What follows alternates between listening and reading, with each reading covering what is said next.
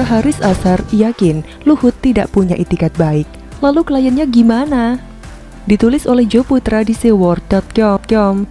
Halo, selamat menyaksikan channel Tanda Seru. Berita perseteruan Luhut Binsar Panjaitan atau LBP versus Haris Azhar semakin kian panas. Kasus pencemaran nama baik yang dilakukan Haris Azhar dan Fathia Maulidiyanti bermula saat menyinggung nama LBP terkait bisnis tambang di Papua.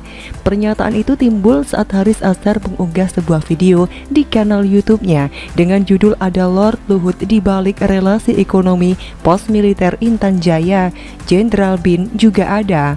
Unggahan ini disiarkan Jumat 20 Agustus 2021 lalu. Perkara ini sekarang ditangani kepolisian dan sedang ditindaklanjuti untuk dilakukan penyelidikan awal. Adapun pasal yang telah dilanggar oleh Haris dan Fathia ialah pasal 45 junto pasal 27 Undang-Undang ITE. Menanggapi kasus ini, pengacara Haris Azhar Nurkholis Hidayat mengatakan bahwa LBP tidak memiliki itikat baik untuk mengklarifikasi dugaan keterlibatan LBP dalam proyek pertambangan di Papua. Lalu ia menjelaskan bahwa kliennya selalu memberikan bukti atas motif dan tujuan dari kritikan terhadap LBP. Sebaliknya, LBP tak pernah memberikan bukti yang mendukung bahwa dirinya terlibat di proyek tersebut. Bagi saya ini aneh, kenapa Haris dan Fathia yang menuduh LBP kemudian meminta bukti sama yang dituduh. Di mana-mana orang kalau menuduh seseorang harus punya bukti yang kuat, tetapi justru terbalik dengan orang yang dituduh harus menunjukkan bukti. Ini sama saja dituduh maling tetapi orang itu bukan maling dan harus membuktikan kejahatannya. Lalu itikat baik seperti apa yang Nurkholis Hidayat maksudkan? Apakah LBP harus mengaku salah ketika kliennya menuduh beliau? Menurut saya, LBP sudah mempunyai itikat baik dengan memberi waktu terhadap Haris dan Fathia untuk klarifikasi tuduhan tersebut dan memberikan permintaan maaf. Namun yang disayangkan, pihak Haris Azhar tak memberi respon. Jadi siapa yang memiliki itikat buruk? Dalam hal ini, kuasa hukum LBP, Junifer Gersang, menjelaskan tidak ada keharusan pihaknya datang untuk membuat klarifikasi. Menurutnya, pihak Haris Azhar yang seharusnya memberikan klarifikasi atas semua tuduhan yang dialamatkan ke LBP. Untuk itu, Junifer menegaskan bahwa pihaknya tak perlu memberikan bukti berupa dokumen apapun karena permasalahan yang terjadi adalah kesimpulan atas tuduhan Haris dan Fathia ke LBP mengenai ada permainan dalam proyek tambang di Papua.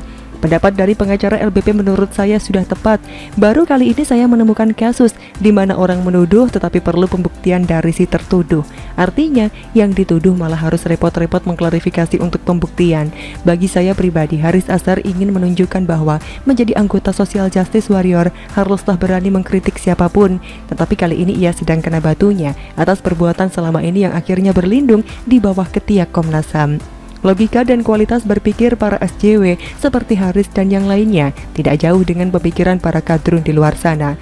Bagaimana mungkin kritikan yang tidak memiliki itikat baik malahan minta orang lain untuk beritikat baik?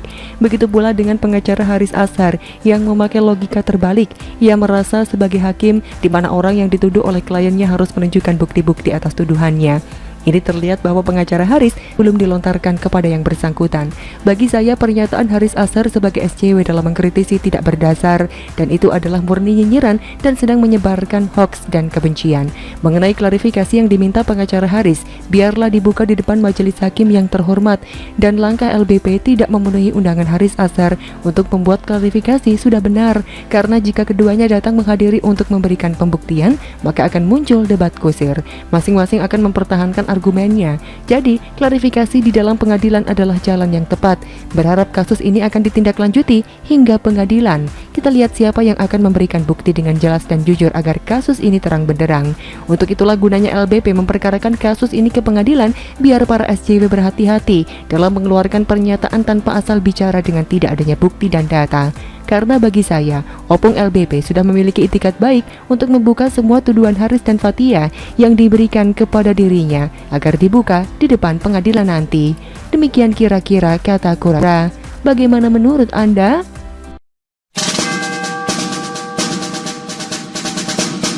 Ngemis kasihan di Twitter, kontras dibantai netizen.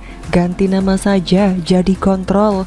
Ditulis oleh Manuel di seword.com.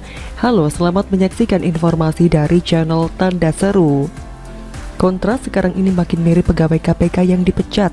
Rendah banget harga diri mereka. Sebagai pegawai KPK yang pernah dianggap keren, harusnya mereka bisa melakukan cara-cara yang bagus dan efektif untuk balik ngantor.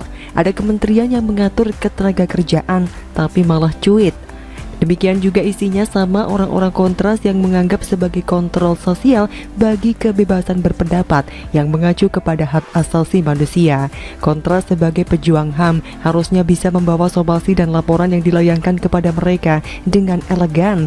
Lah ini, lewat Twitter, kita tahu ada 2 orang kontras, yakni berjenis kelamin laki-laki dan perempuan. Satu, Haris Azhar, dan satu lagi gue gak peduli dan males cari. Mereka ini di dalam video YouTube memfitnah Luhut Binsar Panjaitan dengan mengatakan Luhut ini ada main tambang di Papua. Tanpa data dan tidak bisa diketahui faktualitasnya, ya Luhut marah dan tersinggung dengan apa yang dilakukan di video tersebut oleh cewek dan cowok yang koar-koar dan menganggap diri sebagai pejuang HAM dan pembela orang Papua. Koar-koarnya gak jelas, cenderung fitnah, tidak karuan ngocehnya. Lalu apa yang terjadi? Mereka dilaporkan ke polisi atas dugaan pencemaran nama baik. Sebelumnya juga sudah disomasi, tapi dicuekin sama Haris dan satu perempuan yang bersembunyi di balik lembaga sok suci kontras yang ternyata beberapa orang di dalamnya adalah pembela Kompol Novel Baswedan.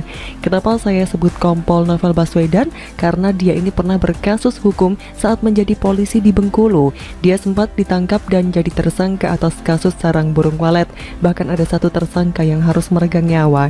Sampai saat ini kasusnya sudah ditutup sampai lebaran kuda. Kontras ini adalah lembaga yang banyak tanda tanya dan gelap di dalamnya. Mereka koar-koar HAM yang dianggap dicabut dari anggota mereka. Haris Azhar, si pembela Rocky Gerung yang rumahnya mau digusur pun dilaporkan. Orang ini memang enggak beres, teman baiknya Veronica Koman. Lalu dengan demikian apakah kita bisa menerima bahwa pencemaran nama baik itu bisa dilakukan atas dasar kebebasan berekspresi? Kotoran kucing lah. Haris Azhar dan Felix Yao sama saja, satu dari sisi HAM, satu dari sisi radikal. Mereka sama-sama koar-koar soal demokrasi dan koar-koar soal kebebasan, tapi ternyata ujung-ujungnya nggak beres. Satu pakai HAM untuk hancurkan demokrasi, satu lagi pakai ajaran khilafah untuk hancurkan demokrasi.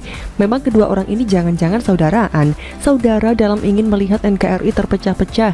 Haris ingin pecahkan Papua lewat fitnahannya terhadap Luhut Panjaitan yang dianggap punya bisnis besar di sana, sedangkan Felix ingin pecahkan Indonesia lewat ajaran radikalnya yang mengerikan.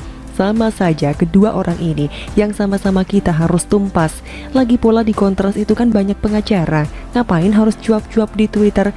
Pengacara macam apa? Mirip Febri Diansyah juga nih kalian semua lama-lama. Ada cara yang lebih efektif malah pilih cara yang enggak jelas. Kan dungu kuadrat. Masa pengacara takut sama meja hijau? Kalau takut artinya kalian salah. Orang takut karena salah. Kalau benar ya ngapain takut? Kok malah menganggap somasi itu membungkam demokrasi? Yang membungkam demokrasi itu justru kalian. Somasi adalah hak Luhut. Kok situ malah kejang-kejang? Sudahlah, ganti nama saja kontras jadi kontrol, biar lebih pas gitu kalau diomongin. Misalnya kalau ngomong begini nih, woi kontrol, kan asik tuh. Lama-lama saya jijik lihat organisasi kontras yang keluar-keluar keras soal Luhut, tapi diam soal nakes yang dibantai oleh KKB Papua yang mendukung Veronica Koman. Bacotnya keras buat orang yang berseberangan, tapi buat sesama peminum onta saling elus. Sungguh menggelikan. Dipikirnya ngemis belas kalian di Twitter membuat mereka banjir dukungan, malah dihujat. Lagian gak bisa bedakan kritik dan fitnah. Situ ya kejeblos sendiri. Kalian ini lebih dungu dari keledai dungu, karena keledai dungu pun gak bakal masuk ke lubang yang sama 2 kali. Mirip banget deh kontras dan HTI. Koar-koar pakai demokrasi, tapi ujung-ujungnya hancurkan demokrasi dan kesatuan persatuan NKRI yang dirajut sulit-sulit oleh Jokowi dan dihancurkan oleh Anies Baswedan. Harusnya kalian yang berbenah atau ganti nama saja jadi kontrol. Apa sih kontrol? Komisi orang-orang takut dilaporin ke polisi. Begitulah kontrol-kontrol.